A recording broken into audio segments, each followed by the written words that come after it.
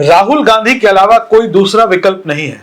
ये बात अब पूरा देश समझ रहा है और वो लोग भी समझ रहे हैं जो राहुल गांधी के साथ कभी सहमत नहीं थे, जो राहुल गांधी की राजनीति से हमेशा असहमत रहे।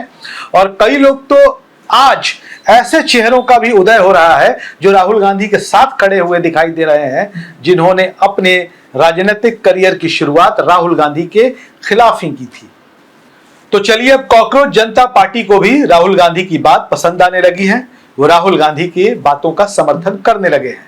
नमस्कार, सिमरनजीत सिंह मेरा नाम है। राहुल गांधी लोकसभा में विपक्ष के नेता इन दिनों खूब चर्चा में है, या यूं कह ले कि हमेशा चर्चा में रहते हैं। राहुल गांधी का सौभाग्य है कि वो देश ही नहीं बल्कि दुनिया के एक ऐसे नेता हैं जिनको बदनाम करने के लिए करोड़ों अरबों रुपए फूंक डाले गए। मैं एक मित्र से बात कर रहा था जो सोशल मीडिया के बड़े अच्छे जानकार हैं। उन्होंने मुझे बताया कि राहुल गांधी और उनके परिवार को बदनाम करने के लिए लगभग 20,000 करोड़ रुपए खर्च किए गए हैं पिछले कई सालों में। तो मैंने पूछा कि इतने पैसे खर्च करके? तो हाँ, इतने पैसे तो खर्च होते हैं। Social media army, troll army, IT cell चलाना इतना आसान तो नहीं होता है। दरअसल राहुल गांधी की एक खासियत है, राहुल गांधी किसी के साथ बदले की भावना नहीं रखते और राहुल गांधी जो कहते हैं उसको पूरा देश सुनता है। कई लोग राहुल गांधी की बातों का जानबूझकर मजाक बनाते हैं और मजाक मीडिया और सोशल मीडिया के बहाने बनाते हैं। वो तथ्य की बात नहीं करते, तर्क की बात नहीं करते, वो आंकड़ों पर नहीं आते, क्योंकि मीडिया भी किस प्रकार की गुलामी कर रहा है ये किसी से छुपा हुआ है नहीं। और सोशल मीडिया पे तो एक IT सेल होता है, ट्रोल आर्मी होती है जो किसी को भी ट्रोल कर सकती है। उसका काम ही वही है, उसके लिए वो पैसे लेते हैं। वहां पर लोग बैठे हुए हैं जिनको इसी काम के लिए पैसे मिलते हैं, IT सेल को। कॉकरोच जनता पार्टी को राहुल गांधी की बात पसंद आने लगी है। कुछ दिनों पहले तक देश में ऐसा माहौल था कि कॉकरोच जनता पार्टी भले ही जंतर मंतर पर आंदोलन कर रही थी, कॉकरोच जनता पार्टी भले ही नीट पेपर लीक को लेकर केंद्रीय शिक्षा मंत्री धर्मेंद्र प्रधान के इस्तीफे की मांग कर रही थी, लेकिन भाजपा के साथ साथ वो कांग्रेस के भी खिलाफ थी। ऐसा माहौल भी बन रहा था और कई ऐसे तथ्य थे जिनकी वजह से ऐसा लगता था। लेकिन अभी कॉकरोच जनता पार्टी ने राहुल गांधी के बयानों का समर्थन किया है। आपको बता दें कि राहुल गांधी के एक बयान की चर्चा पूरे देश में हो रही है कि दिल्ली के जंतर मंतर पर छात्रों पर जो फायरिंग हुई, जो पैलेट गन चले, उसमें केंद्रीय गृह मंत्री अमित शाह का हाथ है। राहुल गांधी का यह कहना था कि अमित शाह के आदेश पर ही गोलियां चली थी।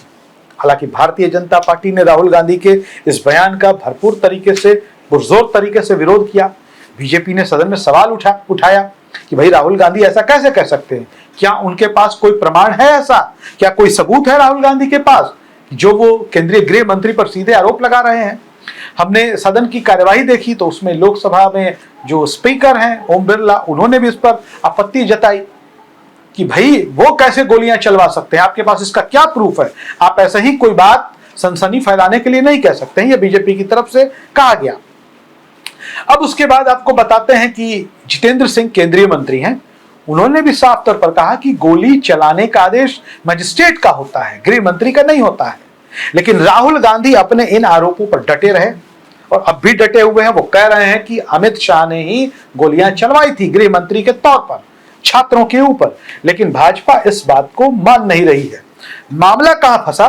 मामला फंसा यह कि समाजवादी पार्टी की तरफ से भी इस पर तुरंत प्रतिक्रिया आई। होता यह है कि जब जब उत्तर प्रदेश में विधानसभा के चुनाव होते हैं, मुलायम सिंह यादव पूर्व मुख्यमंत्री जो दिवंगत नेता है, अब इस दुनिया में नहीं है, उन पर भाजपा की तरफ से इस बात का आरोप लगाया जाता है कि अयोध्या में कार सेवकों पर गोलियां चली थी और वो गोलियां मुलायम सिंह यादव ने चलवाई थी। मुलायम सिंह यादव को ये मुल्ला मुलायम के नाम से कहते आ रहे हैं पिछले 20 सालों से। अब समाजवादी पार्टी ने कहा कि भाई जब अयोध्या में गोली चली तो मुलायम सिंह ने चलवा दी, और जब दिल्ली में गोली चली तो मजिस्ट्रेट के आदेश पर चला। ये दोनों बातें कैसे हो सकती हैं?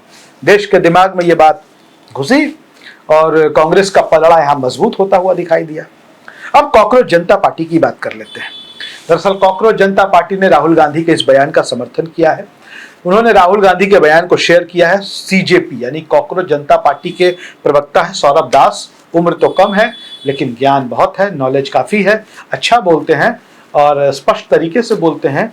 गोदी मीडिया जब इनको फंसाने की कोशिश करता है तो सौरभ उसके चक्कर में नहीं पड़ते। सौरभ अपनी बात को बड़ी गंभीरता से कहते हैं देश के सामने, और सौरभ देश के जेनजी का नेतृत्व कर रहे हैं, तो ऐसे में उनकी बात सब सुन रहे हैं। खैर, आपको बता दें कि राहुल गांधी का बयान शेयर कर कॉकरोच जनता पार्टी के प्रवक्ता सौरभ दास ने कहा है, सरकार से जवाब मांगा है और कहा है कि 20 जुलाई को पुलिस क्रूरता मामले में गृह मंत्री की भूमिका पर गंभीर सवाल उठाता है।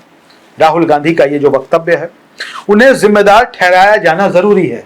गृह मंत्री को सौरभ दास कह रहे हैं। उन्होंने कहा कि हर जान कीमती है। गृह मंत्री के आदेश पर गोलियां चली, एक छात्र ने अपनी आंखों की रोशनी गंवा दी, इस पर अभी जवाब देना होगा। दरअसल देखिए, अब राहुल गांधी के समर्थन के अलावा कोई रास्ता नहीं है।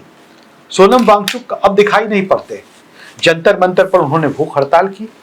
भारतीय जनता पार्टी के नेताओं के हाथों से जूस पीकर उन्होंने अपने हड़ताल को समाप्त किया और धर्मेंद्र प्रधान का इस्तीफा भी हो गया है।